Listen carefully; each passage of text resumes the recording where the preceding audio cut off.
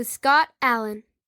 Hello, I am your host, Scott Allen, and this is Phronesis, Practical Wisdom for Leaders. If the topic is leadership, I'm in. I've spent more than 20 years in the field teaching, learning, writing, and questioning. When I'm not working on Phronesis, I travel, delivering keynotes, working with individuals and teams, and helping people from organizations across industries become better leaders. Want to learn more? Visit me at scottjallen.net. Phronesis offers a smart, fast-paced discussion about all things leadership. We explore relevant topics and incorporate practical tips to help you make a difference in how you lead and live. Listen Notes lists Phronesis in the top 3% of podcasts worldwide. Phronesis is the official podcast of the International Leadership Association. ILA brings together those who teach, study, and develop leadership, advancing leadership knowledge and practice for a better world. Learn more at ila-net.org. Finally, if you enjoy Phronesis, please subscribe to stay current on our weekly episodes. If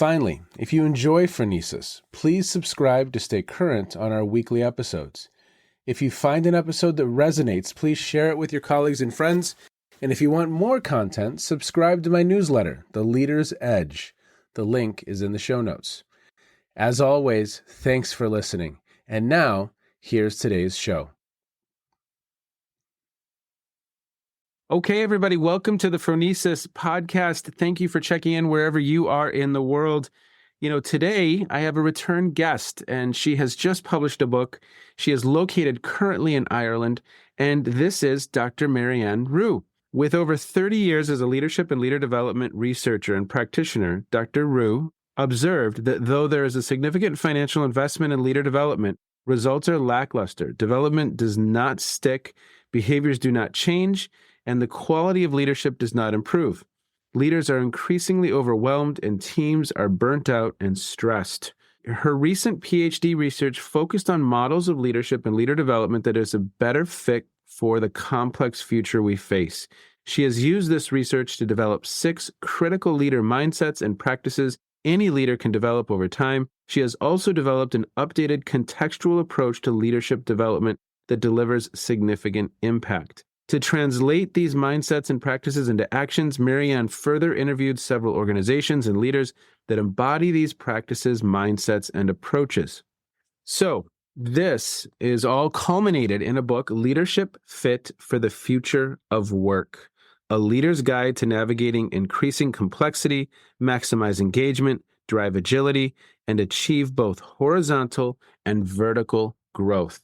Marianne, welcome back. Thank you so much for being with us. What's new with you? What should listeners know?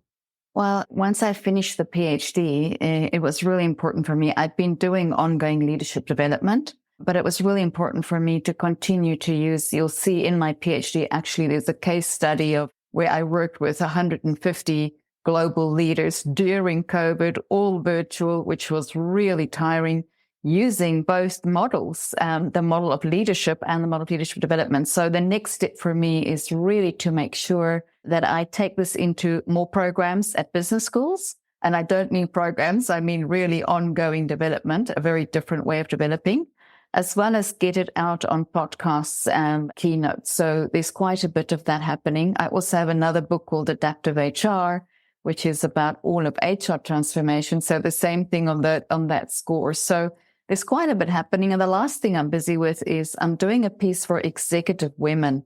I'm specifically looking at why for every one woman we are promoting, 2 are leaving, and we are hollowing out that leadership pipeline for women. So that's the third piece that probably will be another book in about a year we can talk about. Well, I really, really enjoyed our first conversation with Jonathan Reams and so appreciated that.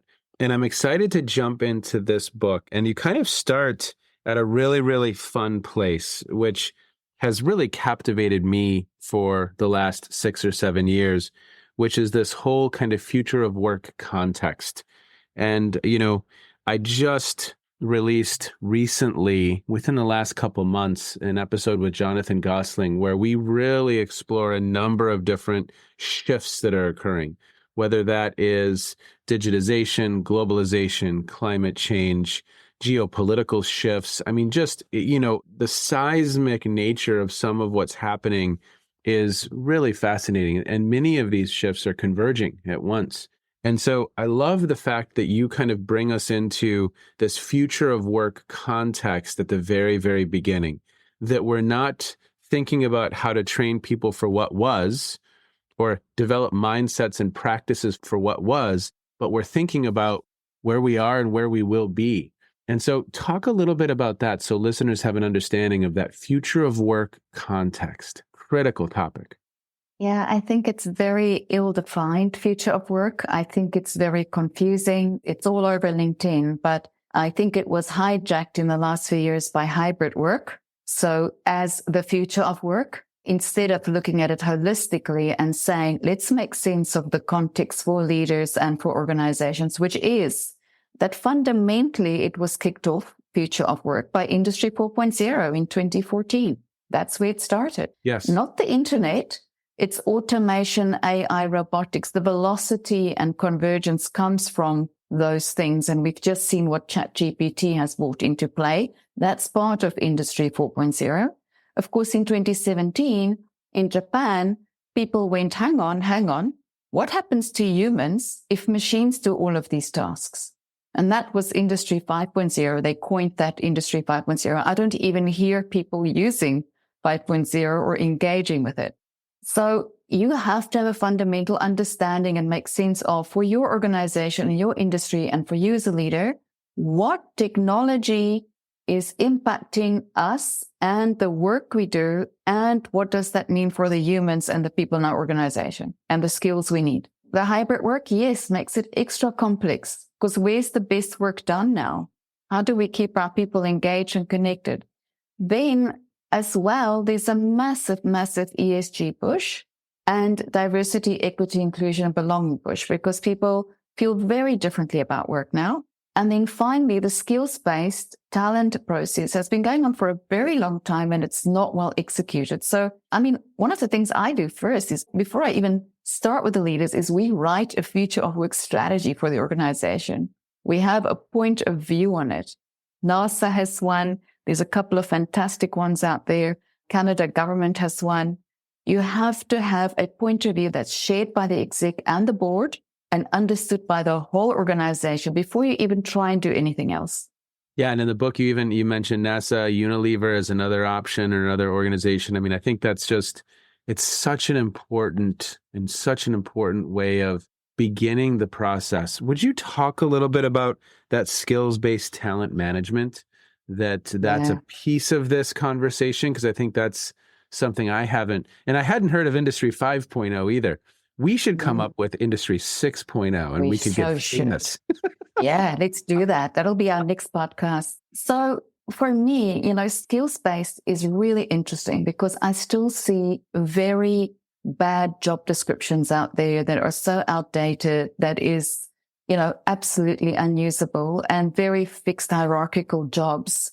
If we want agile, adaptive organizations, which everybody's talking about, we really have to understand what are the skills that we need in this organization. Now, interesting enough, who does that is actually irrelevant. It can be done by AI or by a human. First, we understand in all the roles we have, what are the current and future skill requirements? And what are the priorities? Which skills are becoming obsolete? Which ones are new? And what are the priorities in that for us to reskill and upskill our people? If we understand the gap, that's my people strategy. Am I recruiting for it because I can't develop it? Am I developing it because I can't afford it in the market? And if then, how am I going to upskill and reskill? So Novartis, for example, would spend 100 hours a year on reskilling and upskilling its people and building strong curiosity in them so that they're open to the actual learning, because that's key. And if you don't understand that, the second piece, so now you say, how does that work? Well, if you look at Raman Jesuthasan and what they're all writing, a world without jobs is coming thick and fast. So you need a skills ontology. I'm busy building skills ontologies for clients all over the world. And then you need to understand what your people have, what your gaps are. Do you recruit for it? Do you develop it?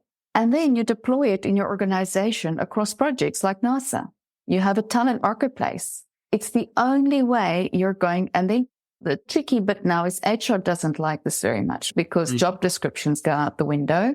We can't job evaluate the same way. We can't remunerate. So our leaders have to learn to work very differently than they've ever done before.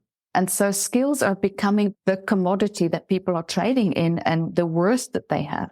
So talk about, I've never heard that phrase before, a talent marketplace. Would you talk a little bit about that? And then we'll move on to leadership. Love it. So NASA, again, they've got the future of work. So they said, look, we can only do so much formal development. And also we had very high levels of turnover because, NASA used to be the only place you could work for space. Suddenly there's a whole lot of other options in countries. So they were losing talent. So they said, how do we develop our talent? How do we keep them interested? And how do we make sure we've got the best skills on the best project? So if you look at GLOAT, these type of systems, Unilever does the same. Basically, projects of work or tours of duty, whether it's BAU or future-based, is put on a system that everybody can see. And the skills are put out. It's whether it's hybrid, it's whether all those things, how many hours, and people can put up their hand and say, I want to work on that. So it's a marketplace. Wow. Now, leaders can also obviously ask people that like to go. And so it's becoming more tours of duty using my skill sets and getting all this exposure and learning happening and all this cross-functional stuff happening instead of sitting in a fixed role where I might become obsolete because of technology. I'm not really engaged. I'm not really learning because we know learning's the most important thing for people. Once they paid enough, maybe not the best, but enough, then learning is the next thing, learning and development, especially younger people. And so NASA has made a massive shift to this, and a lot of other organizations are doing it. Even if you look at governments, you're starting to see that kind of thing happening. Talk about that real quick. Yeah, so the United States government has got some really interesting things happening. They've got all these agreements with private sector that people can go on tours of duty in and out of private sector both ways, which I think is fantastic, especially tech talent. Wow. You absolutely want tech talent. I think it's very good for people to shift across government, not-for-profit, and so on. So these talent marketplaces are even becoming cross-organizational marketplaces, which is even better when you're reducing staff, isn't it? Because I've got all these people with this talent. I put them in the talent marketplace, and whoever has a need for that talent can grab it. So talk about this in the book. And for listeners, what we're going to do is we're going to kind of give you a general framework of the book, provide you a little bit of context, but then our goal is that you are enticed to purchase the book because I think there's just some really, really interesting, fun, and innovative ways of thinking about this topic. And so I think the next thing after we go to this space of the future of work context, you start talking a little bit about a new way of thinking about leadership, but then also leadership development. So would you share some highlights there, Marianne? Yeah, so I was really frustrated. 13 years of competencies and traits has done my head in. And what also really, really freaked me out is the amount of money we spend and the fact that every leader I work with has pretty much got an MBA, has at least had one or two coaches, and have done several executive development plans and are still woefully inadequate as a leader. Wow. So something's not working, right? Yes. So I just wanted to understand two things. I want to understand, what does leadership actually look like in the future of work context? So I looked at everything that's ever been written, I kid you not, for 6 years about that topic, and also everything that's ever been written about leadership development, because they're two different things. People mustn't confuse it. You need to have a point of view on what leadership is, and you need to have a point of view of how you're going to develop leaders. So I really found that there was like a 1.0 of leadership, which is the heroes and the traits and the command and control. Then there was this fluffy, I'm going to call it fluffy, 2.0, 3.0 that went on, which was charismatic and visionary, but it was all the individual leader, right? Nothing was telling you that this leader is in a social process with people, that actually it's also not an individual leader, but a leadership system, shared leadership that actually delivering things. It was all very individual. It was all about culture and emotional intelligence. And none of those things are bad and transformational, and all of those things. The thing is, they're no longer valid for the future of work context. And I see it everywhere. I still see situational leadership. I still see behavioral so much. And then if you really start to look at what Joe Raylan says about leadership is a practice, and if you start to think about adult development theory, that it's actually about how I make meaning. And if you start to look at those things that were never included in leadership models, and even Keegan's immunity to change, why we don't change, and you start to understand how behavior actually changes and neuroplasticity, then you say, actually, maybe leadership is a set of mindsets and practices. And anyone can learn it.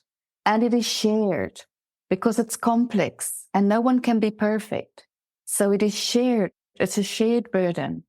And it is also very human after COVID. Everybody wants human leadership. They talk about humans. I say imperfect humans leading imperfect humans is kind of what we have here, right? And it's a life, when you go to leadership development, it's lifelong development. So I love the idea of academies, where I love what Moderna has done, where you can belong to, let's say, a senior manager academy, and you maybe also belong to an R&D academy.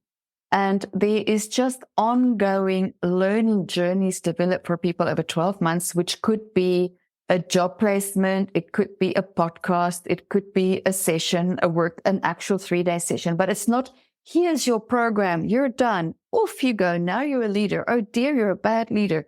Let's give you a coach. Oh, random, doesn't fit with anything else you've done. Oh, maybe we send you, you look a bit bored, on an executive development program. It doesn't work. And I think it's got to be multimodal, because what I'm finding is people are not reading anymore. I do hope they're going to read my book, but they're not reading. So I'm doing a podcast series with the book as well, because people are listening. So have you got things like podcasts, like keynotes?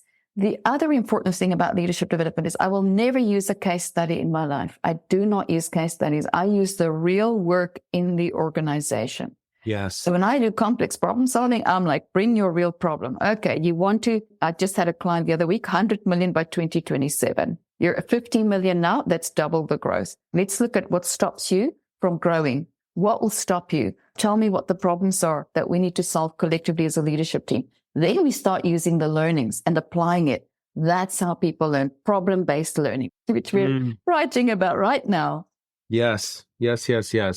Well, and it's such a fascinating puzzle, not only what you talked about with the current context, but then how are we defining leadership, and do we have a shared understanding? In some cases, this is being a little flip, but who cares? Just to be clear and intentional and, aware of what your paradigm and how you're thinking about the concept of leadership. And then from a leader development standpoint, how do we scale an experience, a learning experience that, to your point, truly has impact? Because I think if we were, and I've kind of picked on universities quite a bit in some of my writing, Marianne, where every university and every college of business is saying, we develop leaders, but none of them have reported any, if they actually were, they would be singing from the mountaintops, because I haven't seen that report yet from the University of XYZ that, hey, we actually did. Here's the validation.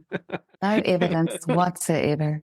And it's a complex challenge. It's very, very, very complex to figure out how to do this work well.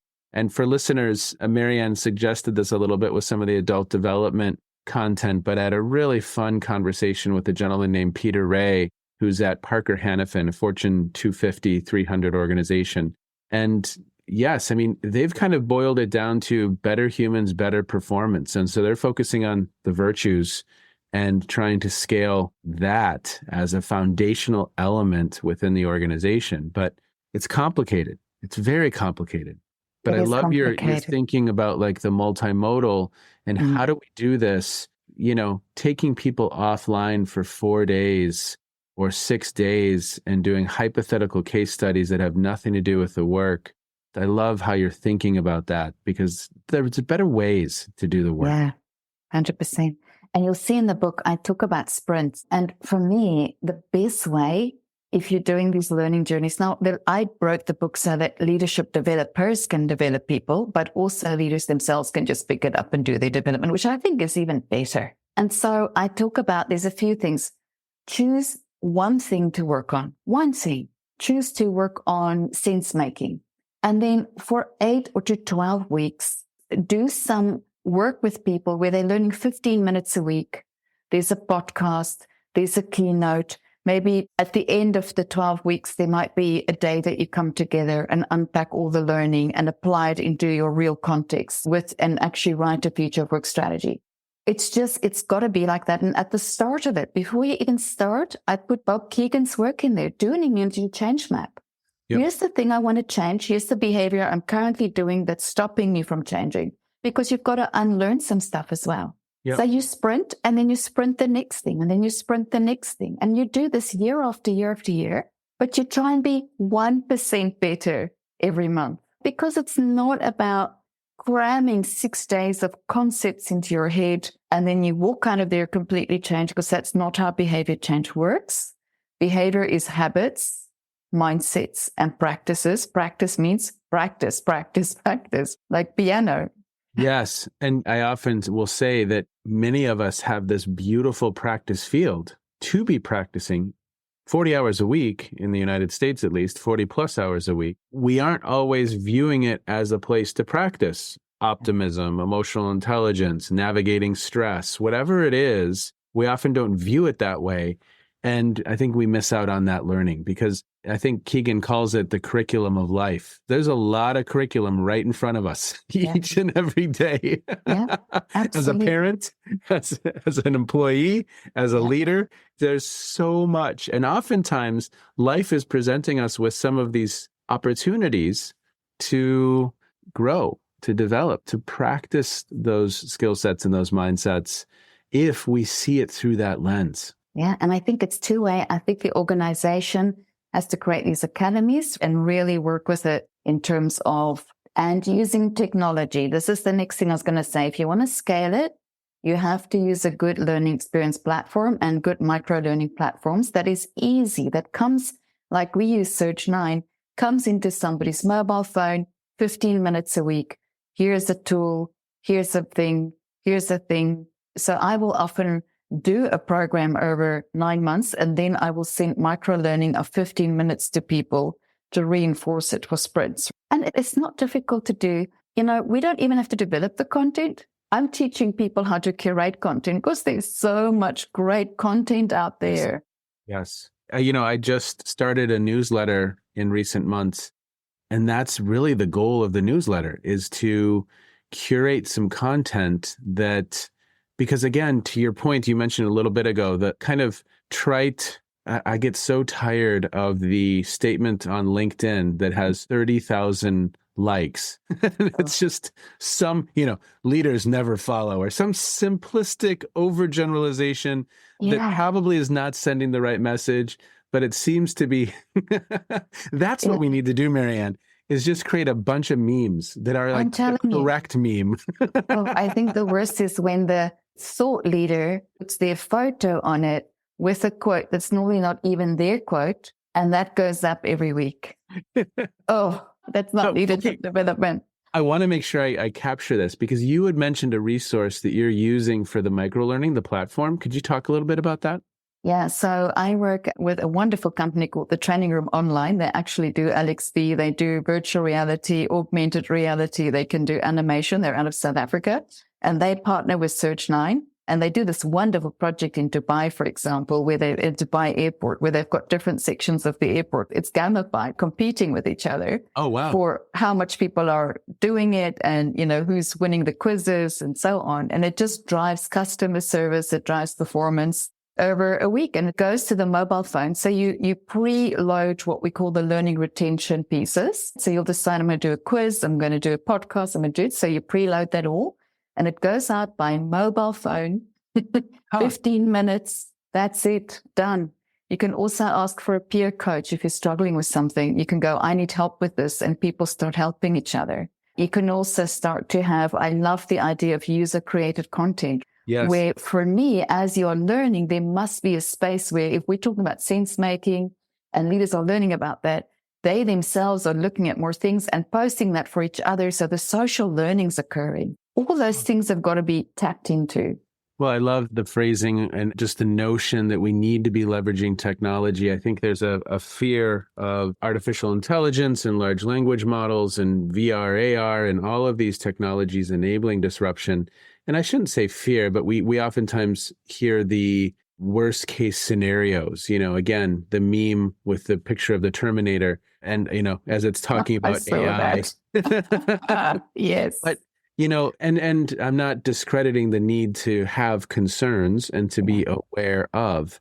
And I think there's a lot of opportunity. There's a company for listeners, it's called Arist. And this is similar. It's short for Aristotle, but Arist is a text-based learning platform. So to your point, you can create and design a class, quote unquote, which is a daily text where people are consuming. You can embed links, you can embed keynotes, you can embed a TED Talk or a podcast. And to your point, it's how do we leverage some of this technology? I mean, Marianne, I've had some episodes on the podcast where, at some point we're going to get to the holodeck. I'm going to be able to put on my Apple VR glasses and actually practice conflict with what feels like another real person and navigating a difficult conversation. I think there's a lot of opportunity there if we have our eyes wide open and we're taking advantage of it. Love it. Even when I was a not-for-profit board director, we gave virtual reality classes to our funders and put them in a room and took them across all our projects in Africa and Cambodia, and they walk through everything and they literally have a visceral experience of the projects that we do that we can't fly everybody out to all the time because of cost. Yep. And we actually measure the empathy and the impact of that on funding, on giving. So I'm working with an L&D team right now. I'm restructuring them here in Dublin, and we've taught them AI and we've had so much fun, and they've got ethical guidelines. So we work very hard on that. So they're not putting proprietary content in there or anything like that. But we did a skills ontology for them of one area in their business that they've been working on for probably a year now. We did that for them in probably about half an hour using Bard. And then we took that same skills ontology and we put it into using AI. And something that took them another 3 months is people wanted to know how to develop it and what development programs were available.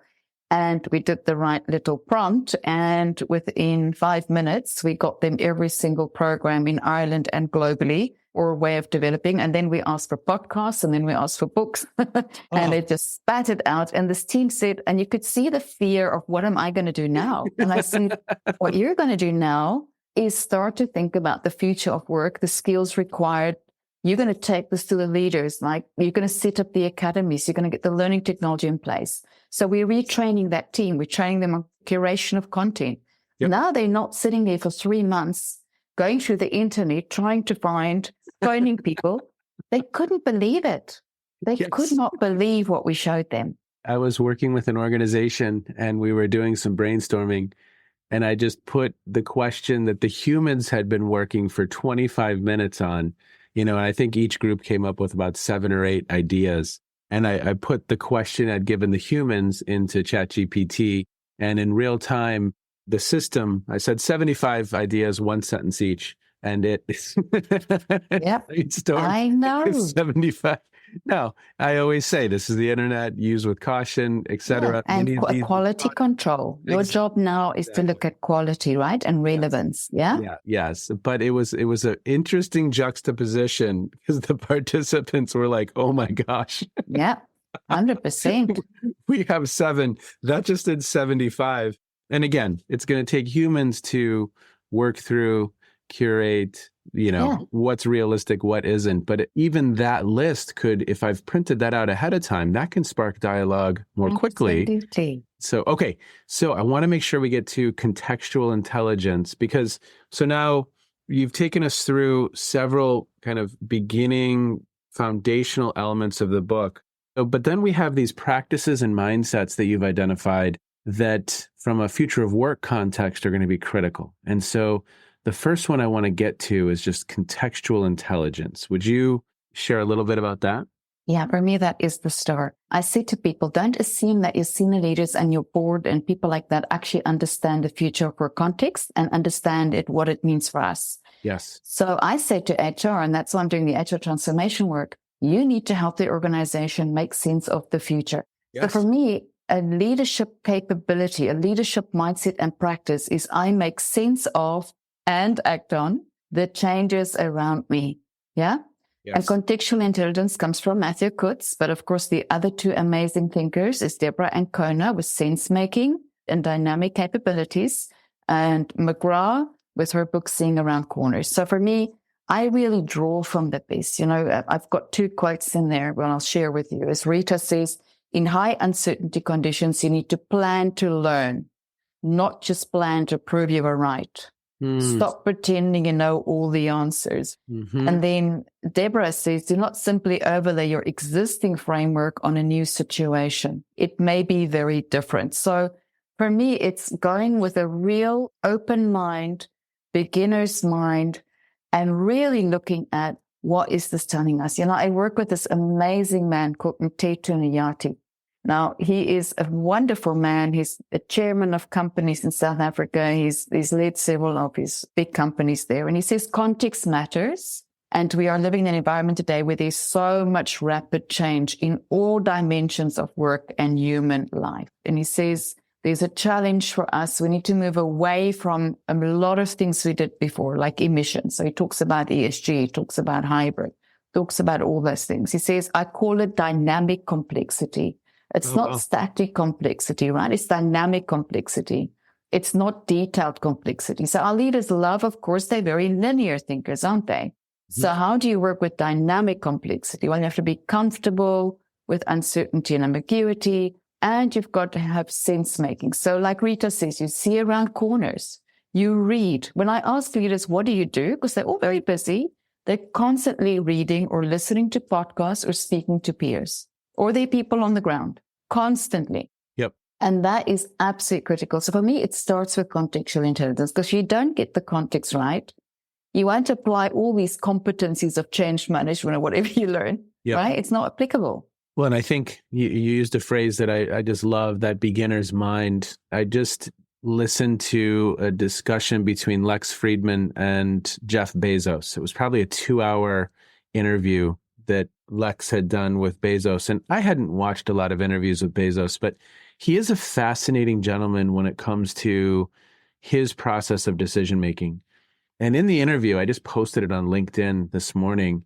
In the interview, he kind of talks about some of his principles that help him avoid the trap of stepping into some of these cognitive biases. And it was just really, really interesting because he understands that the context shifts. He understands that some of the times he's wrong. He understands that he's not seeing around corners or making sense of something correctly. And I just really loved how he had kind of talked about operationalizing the awareness of the fact that he is subject to these cognitive biases and building in hacks to try and help. It's not always going to work, but to try and help him and his team avoid them as much as possible so that they can stay agile. Yeah. Really, really interesting. Yeah, absolutely. And I think it's a really important skill set, sense making. And it's something I help people. We map the mess, we read. I love mess mapping. It's one of my favorite tools. We look for patterns, we look for paradoxes, we look for weak signals, we discuss, and we stand away and we talk about how we feel about it. Are we scared? Because we can't be scared. We've got to lean into it. Yep. And you'll see these leaders. I'm just reading Amy Edmondson's book now, which I am absolutely loving, The Right Kind of Wrong. They do experiments. They do pilots, these leaders, to test out. They do probes to test out the future and their understanding of it. They lean into it. They don't walk away from it. Well, for listeners, I hope we have given you enough of a taste as to how Marianne is thinking about leadership, leader development. And it's just, I think it's incredibly valuable. It's an incredibly valuable perspective for you to have on your radar. So I will hope that you act on that suggestion and explore her work. And you've done a couple things in this text that I really enjoy as well. Not only do you help us understand in a very digestible way, sense making is important, contextual intelligence is important, but you also then provide us with some resources and some things that you have found valuable to help the reader really explore that topic in greater depth. So this isn't a thick read. It's hey, here's some very, very important things to have on your radar. Here's some ways to go a little bit deeper in each of these areas and to do your own exploration. Because as you said, it's a lifelong process, and staying curious and staying open, critical for each one of us. Anything else you want to say about the work before we begin to wind down, Marianne? No, that was what was so important to me. I could have gone and written all those things up for people, but I wanted them to understand, okay, so this is leadership. This is the context. This is what leadership is. This is what leadership development looks like in the future of work. Now, here are 6 mindsets and practices. That's what each of one of them, this is what we know about them. Here's how you can set up a sprint for yourself. Start with these resources. Keep going, prioritize it. I wanted anyone to pick it up and actually start their development and take ownership of it. And really I wanted to hack the current thinking a little bit. And I hope that it does make people think a little bit. Yep. I think it does. I think it does for sure. Well, you had just mentioned a resource, and I had not heard of Amy Edmondson's most recent book. So that was great to hear about. Maybe you choose to talk about that. But I always ask guests what you've been listening to or reading or streaming. What's something that's caught your attention in recent times that you have found interesting? And so maybe you can kind of conclude with that. What's caught your attention? She's obviously written about psychological safety for quite some time. And I think psychological safety is one of those things that, again, is so confusing for people. And they don't really know what they don't know. It's a bit like growth mindset. Everybody thinks they know what it is, but it's actually quite complex. And what she's done is she has really unpacked failure and what it means and why we're not comfortable with failure and why it's so important for us to fail well in a complex world and how to actually fail well. And I think the book is a game changer, and she's literally on top of every best-selling list with this book because she deserves to be, and she's really makes it very personal as well about all her own failures. But I think it's a much more realistic way for us to say, you know what, in this future of work, I don't just have to be comfortable with complexity and ambiguity, but also with failure and experimentation. Yes. But she also talks about don't do stupid common failures, make intelligent failures. And she really talks about how to differentiate between the two. And I just have such high regard for her and her work. It's a beautiful book to read, easy to read if people want to read it over the holidays. Failing well. Yeah. If you're learning, you're failing. That's it's an indicator that you're working at your edge or that you are advancing is if you're failing. I think if you're not failing, if you don't ever have that feeling of butterflies in your stomach of, oh gosh, I don't know how this is going to go. It makes me reflect, Marianne, on when I became very interested in this topic of what we could call it technologies enabling disruption. It's probably 7 years ago, and I knew nothing about the topic. But I started to engage with experts. I started to learn alongside my students because I didn't have the expertise. And over time, I've become more and more dangerous, at least, when it comes to these conversations and better understand some of the nuances and the complexities of it. By no means am I a technologist, but I've had to put myself out there to be not the sage on the stage, but the person literally learning alongside my students with the expert standing in front of us. And, there's some failure there in putting myself in situations where I don't understand half the conversation. That means I'm learning. And I do that with my leadership development and my models. I develop them and then I test them out on real clients and I go, are you willing to do this with me? And they're like, and I'm like, I don't quite know what I'm doing. And they go, no, that's okay. We'll work it out together. And I think I love working like that with my clients when things are more evolving and we're testing a few things and we're shaping it as we go rather than here's the whole thing we're going to do and forever this is it. I think that time is over.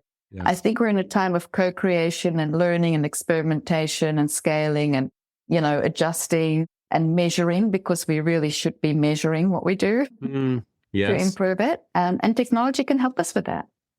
Well, my reflection for listeners really quickly is I was just in Copenhagen recently for the International Studying Leadership Conference. And of course, Copenhagen is known for its fine dining. And I had not eaten in Michelin star restaurants before, but I know the exact moment I became more appreciative of food and what can be done with food. And that happened in Copenhagen about a week and a half ago. And so I'm listening to this book called Unreasonable Hospitality. And it was written by a restaurateur who had the best restaurants in the world and kind of their approach to thinking about a service and how they think about that. And so That's been an interesting diversion from leadership and leader development. But you know what? In some ways, there's a lot of similarities. And so that's been a fun exploration. Unreasonable hospitality. So I'm just getting into it now, but I'm seeing a lot of connections and a lot of neurons are firing. I think we have to read very widely because everything's connected and it's fantastic. When you read something, I'm like you, I see things everywhere that I go, oh, that's that. And this is connected to that. And I think if one's curious and you're open and you're willing to try things, that's when the insights and the connections and the neurons fire and the myelin builds in the brain. Well, and there's just incredible museums in the city, whether it's the Museum of Resistance or the National Museum, or we went to a fascinating exhibit on Pussy Riot at the Louisiana. And that was incredible from just, again, looking at that from an activism or from a trying to start a movement to push back on what's happening in Russia. Fascinating. So yes, we went to the Workers' Museum, and that was really, really interesting to kind of look at the history of Denmark from that perspective. And so, yes, the curriculum of life, back to Keegan. It's right there in front of us if we choose to view it through that lens. Well, Marianne, I really, really appreciate your time today, and thank you for the good work that you're doing. And I look forward to our next conversation when that next book comes out. And we still have, in our first dialogue, you had kind of put something out about Mandela, as an aside. I still want to get to that conversation as well at some point. Yeah, there's actually a big conversation we need to have because I'm working with two people now that run Mandela leadership programs. And I think we need to pick that up at some point. One person's doing it very much at a global leadership level, and she's trying to impact both South African. And the other one is very much about Mandela gave them access to all his writings and himself and wanted to be portrayed as not a perfect human and not an icon, but somebody who made lots of mistakes and lots of failures and lots of learning. And it's called The Champion Within. And so we could definitely have another conversation about Mandela at some point. We will. Okay. Here, be well. Thank you so much. Thank you. It's a big pleasure. Take care. Be well. Bye-bye. Bye. What a really fun conversation with Marianne. That was just a blast. I mean, here you have an individual who has a PhD, who is in organizations and helping them do this work and learning and bringing that learning to us. The practical wisdom for me is that for us to get further, it's going to require some experimentation. And Marianne is experimenting, and I love that. So take care, everybody. Be well. November 7 through 10, ILA, Chicago, Illinois, USA. And if you want more good leadership stuff, I have a newsletter, and you can find that link in the show notes. As always, thank you so much for checking in. Take care, everyone. Be well. Bye-bye. You have just finished another episode of Practical Wisdom for Leaders with Scott Allen. To contact me, visit scottjallen.net or send me a note at scott@scottjallen.net. I'm also on LinkedIn, so let's connect. If you have feedback, I'd love to hear it. And as always, thank you so much for listening. And now here's my daughter, Emily, with the outro.